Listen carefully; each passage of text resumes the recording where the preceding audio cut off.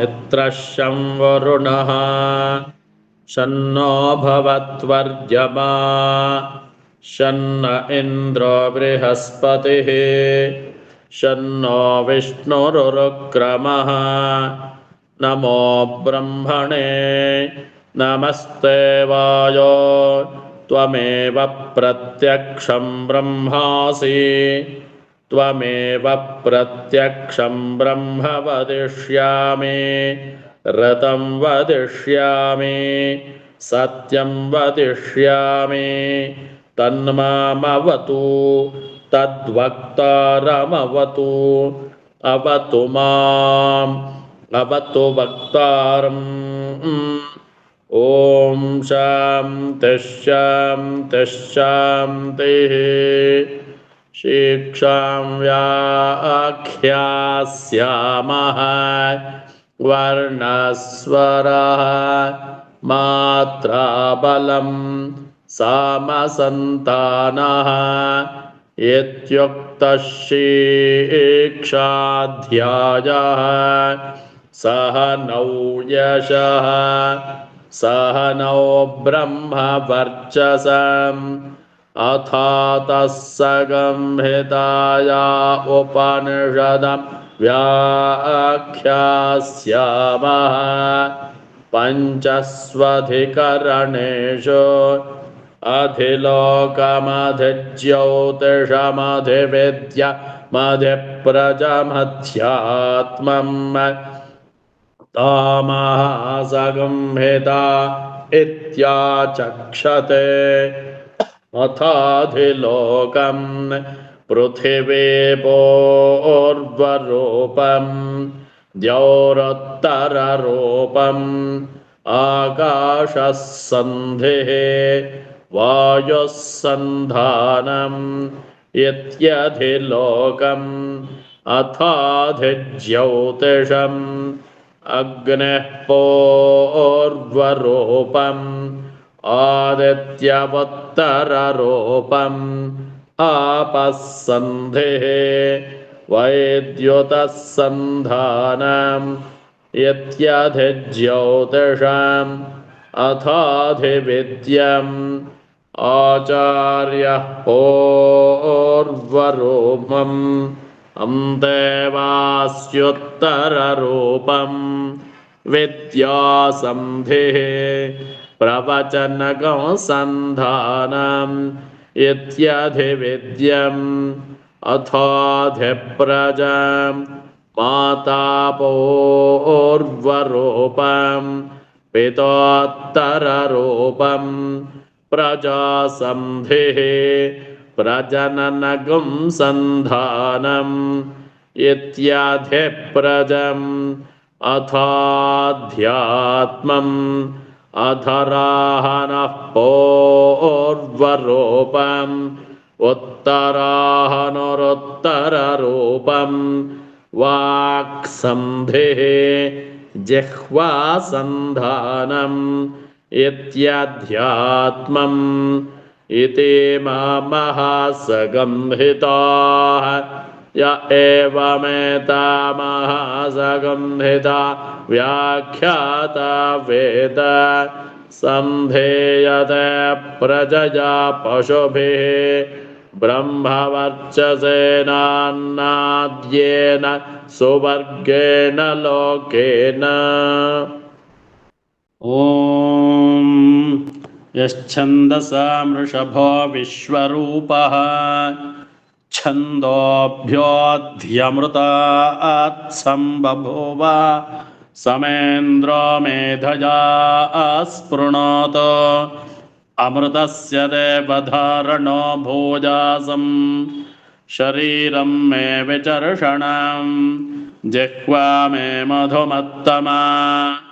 कर्णाभ्यां भूरिविश्रुवं ब्रह्मणः कोशोऽसि मेधया पिहितः श्रुतं मे गोपाय आवहं ते वितन्वाना कुर्वाणा चीरमात्मनः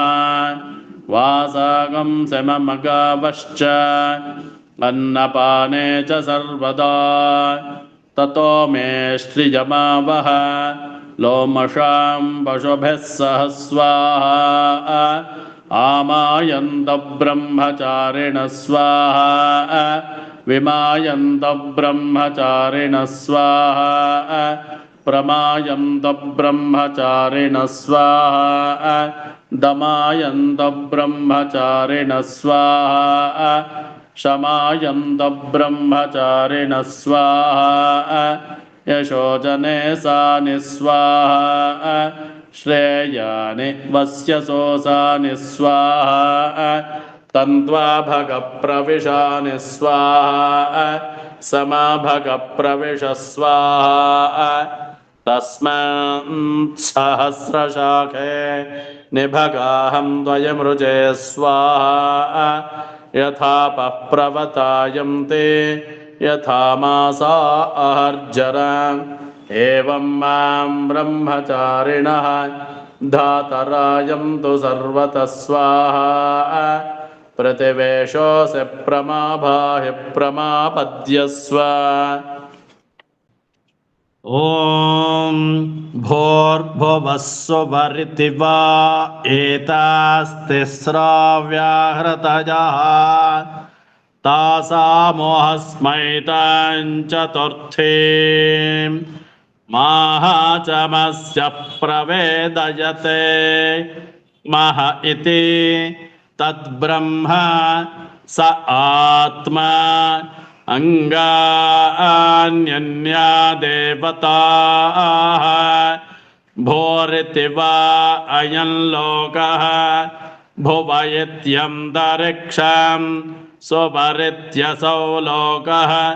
मह इत्यादित्यः आदित्येन पाव सर्वे लोका महीयन्ते भोरिति वा अग्निः भुव इति वायुः सुपरित्यादित्यः मह इति चन्द्रमाः चन्द्रमसा वाव सर्वाणि ज्योतिर्गंसि महीयन्ते भोरिति वा रुचः भुव इति सामानि सुपरिति यजोगंसि मह इति ब्रह्म ब्रह्मणा वाव सर्वे वेदा महीयन्ते भोरिति वै प्राणः भुव इत्यपानः सुपरिति व्यानः मह इत्यन्नम् अन्नेन वाव सर्वे प्राणा महीयन्ते तावा एताश्चतस्रश्चतुर्धा चतस्रश्चतस्रो व्याहृतयः तायो वेद स वेद ब्रह्म सर्वेऽस्मै देवा बलिमावहन्ति ॐ स य एष अन्तर्हृदय आकाशः तस्मिन्नयं पुरुषो मनोमयः अमृतो हिरण्मयः अन्तरेण तालुके य एष स्तन इव वलम्बते सेन्द्रयोनिः यत्र असौ केशान्तो विवर्तते व्यपाक्य शीर्षकपाले भूरित्यग्नौ प्रतिष्ठते भुव इति वायौ सुपरित्यादित्ये मह इति ब्रह्मणे आप्नोति स्वाराज्यम् आप्नोति मनसस्पतिम् वाक्पतिश्चक्षुष्पतिः श्रोत्रपतिर्विज्ञानपतिः एतत्ततो भवति आकाशशरीरं ब्रह्म सत्यात्मप्राणारामं मन आनन्दं शान्तिसमृद्धममृतम् इति प्राचीनयोग्योपास्व ॐ पृथिव्या पृथिव्यन्तरिक्षं द्योर्दिशो वान्तरदिशाः अग्निर्वायुरादित्यश्चन्द्रमा नक्षत्राणि आप ओषधयो वनस्पतय आकाश आत्मा यत्यधिभूतान् अथाध्यात्मम् प्राणो व्यानोपान उतानः समानः चक्षुश्रोत्रम् मनो वाक्त्वक् चर्ममगम् जग्गस्नावास्थिमज्जा एतदधिविधाय ऋषिरवोचते पाङ्क्तम् वा इदगुम् सर्वम् पाङ्क्तेनैव पाङ्क्तग्गः स्पृणोतीति ओमिति ब्रह्म ओमितीदगम् सर्वम् ओमित्येतदनुकृतिः स्म वा अप्योश्रावयेत्य श्रावयन्ते ओमिति सावानि गायन्ते ओगुंसामिति शस्त्राणि शगंसन्ते ओमित्यध्वर्यः प्रतिगरः प्रतिगृह्णाते ओमिति ब्रह्मा प्रसौते ओमित्यग्निहोत्रमनुजानाते ओमिति ब्राह्मणः प्रवक्ष्यन्नाह ब्रह्मोपाप्नवानीति ब्रह्मैवोपाप्नोति। ಶುರು. श्रीगुरुभ्यो नमः। ओम् ऋतं च स्वाध्याय प्रवचने च सत्यं च स्वाध्याय प्रवचने च तपश्च स्वाध्याय प्रवचने च दमश्च स्वाध्याय प्रवचने च शमश्च स्वाध्याय प्रवचने च अग्नयश्च स्वाध्याय प्रवचने च अग्निहोत्रं च स्वाध्याय प्रवचने च अतिथयश्च स्वाध्याय प्रवचने च मानुषं च स्वाध्याय प्रवचने च प्रजा च स्वाध्याय प्रवचने च प्रजनश्च स्वाध्याय प्रवचने च प्रजातिश्च स्वाध्याय प्रवचने च सत्यमिति सत्यवचाराधीतरः तप इति तपो नित्यः पौरुषष्टिः स्वाध्याय प्रवचने ये वेति नको मौद्गल्यः